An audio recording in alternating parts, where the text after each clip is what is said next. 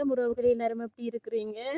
இன்று ஒரு மூலிகை பற்றி தான் எங்களோட உறவுகளுக்கு நான் வீடியோவில் கூற இருக்கின்றேன். புதுசாக எனது வீடியோவை பார்க்குறீங்களா? மறக்காமல் ஒரு சப்ஸ்கிரைப் பண்ணிட்டு அப்படி ஒரு லைக் பண்ணி தொடர்ச்சியாக ஸ்கிப் பண்ண பாருங்கள் உறவுகளே. வாங்க வீடியோக்குள்ளே போகலாம்.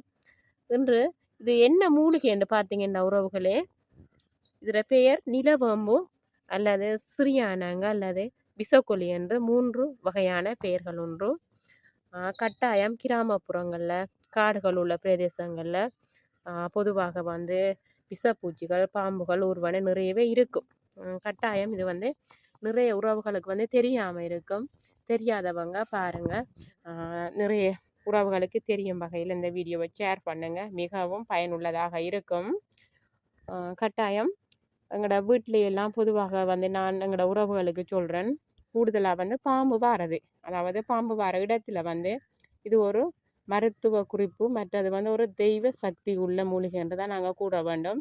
இது ஒரு அதாவது நம்ம பூக்கன்றுகள் வளர்க்குற மாதிரி ஒரு பாஸ்லேயோ ஒரு சட்டிலேயோ நாட்டி விட்டால் மிகவும் நல்லது. கோடை காலங்களில் இது கூடுதலாக அழிவடைந்து தான் வருகின்றது. தண்ணீர் உள்ள பிரதேசங்களில் மற்றது இது கூடுதலாக வளரும். கட்டாயம் ஒரு கற்பூரவள்ளி தெய்வீக சக்தி உள்ள ஒரு மூலிகை செடி என்று சொல்ல வேண்டும். அதே மாதிரி தான் இந்த நிலவேம்பு செடியையும் மிகவும் அதாவது சுத்தமான இடத்துல வைத்து பராமரிக்க வேண்டும். அவ்வாறு பராமரித்தால்தான் அது மிகவும் நன்றாக செழிப்பாக வளரும். இதில் பூவை பார்த்தீங்கன்னு சொன்னால் வெள்ளை நிறம், இது இன்னும் பூக்கல்ல. இது பெருசாக உயரமாக வளராது உறவுகளே, ஒரு சிறிய அளவில் தான் இது வளரும். அடுத்தது இன்னும் ஒன்று சொல்ல வேண்டும் எங்களோட உறவுகளுக்கு, அதாவது ஒரு விஷப்பூச்சி எங்களுக்கு கடித்து விட்டது என்று சொன்னால், அதாவது ஒரு சந்தேகமாக இருக்கும் எங்களுக்கு, கடித்து விட்டதா, ஒரு ஃபேக்டரிக்குள்ளே நடந்து போகும்போது கடிக்கலையா, ஐயோ எனக்கு பயமாக இருக்குது அப்படின்னு. ஓகே, உடனே கவலையை விட்டுட்டு நீங்கள் இந்த இலையை எடுத்து டெஸ்ட் பண்ணி பார்க்கலாம். அதாவது இது பொதுவாக வேம்பு இலை, அதாவது வேப்ப இலையை விட மிகவும் கசப்பு தன்மை வாய்ந்தது. அதாவது நம்மளோட உடம்புல விஷம் ஏறிவிட்ட என்பதற்கு ஒரு அடையாளமாக இந்த இலையை நம்ம சப்பி சாப்பிட்டால், அதாவது பொதுவாக இது வேம்பு இலையை விட கசப்பு தன்மை வாய்ந்தது. சப்பி சாப்பிட்டால் விஷம் ஏறிவிட்டது நம்மளோட உடம்புலன்னு சொன்னால் இந்த இலை நன்றாக இனிக்குமா. அதாவது கட்டாயம் இது மிகவும் ஒரு பயனுள்ள மூலிகை என்று தான் நாங்கள் கூற வேண்டும். அடுத்தது இன்னும் ஒன்று சொல்லணும் என்னென்னா, ஒரு விஷப்பூச்சி அதாவது தேள் மரவட்டை ஏதாவது நமக்கு உடம்புல ஏதோ ஒரு கை காலில் குத்தி விட்டால் உடனே இந்த இலையை எடுத்து அரைச்சி பூசி விட்டால் விஷம் குறைந்து விடும் என்றும் இது சொல்லுகிறார்கள். அதாவது கட்டாயம் இது ஒரு பயனுள்ள குறிப்பு.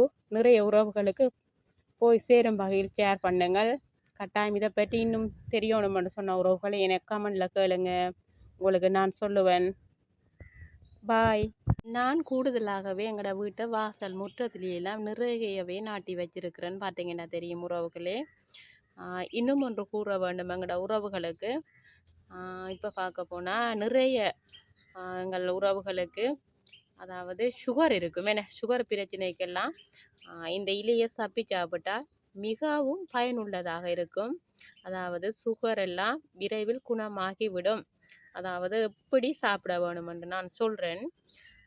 நைட்டில் சாப்பாடெல்லாம் சாப்பிட்டு முடித்ததும் தூங்குவதற்கு முன்னர் சாப்பாடு நன்றாக சமைப்பாடடைந்த பின்னர் இந்த இலை ஒரு 2-3 இலை எடுத்து சப்பி சாப்பிட்டு விட்டு காலையில் நீங்கள் ஹாஸ்பிட்டலுக்கு போய் சுகர் செக் பண்ணி பார்க்கலாம். நிறையவே எவ்வளவு குறைந்திருக்குது என்று சொல்லி இது எங்களுக்கு நிறைய உறவுகள் சாப்பிட்டு ஹாஸ்பிட்டலுக்கு போய் ட்ரீட்மெண்ட் எடுத்துகிட்டு எங்களுக்கு சொல்லி இருந்தார்கள். உண்மையாகவே மறக்க இயலாது. எனக்கு நிறையவே குறைஞ்சிட்டோம்மா அப்படின்னு நிறைய வயசு போன அப்பாக்கள் அம்மாக்கள் எல்லாம் என்னிடம் கூறியிருந்தார்கள். இன்னும் ஒன்று கூற வேண்டும், இந்த நிலவேம்புல கூடுதலாக அதாவது ஆயுர்வேத வைத்தியம் எண்ணெய்கள் தயாரிக்கிறாங்க என்றும் எங்களோட உறவுகளுக்கு நான் கூற வேண்டும் உறவுகளே. பாருங்கள்.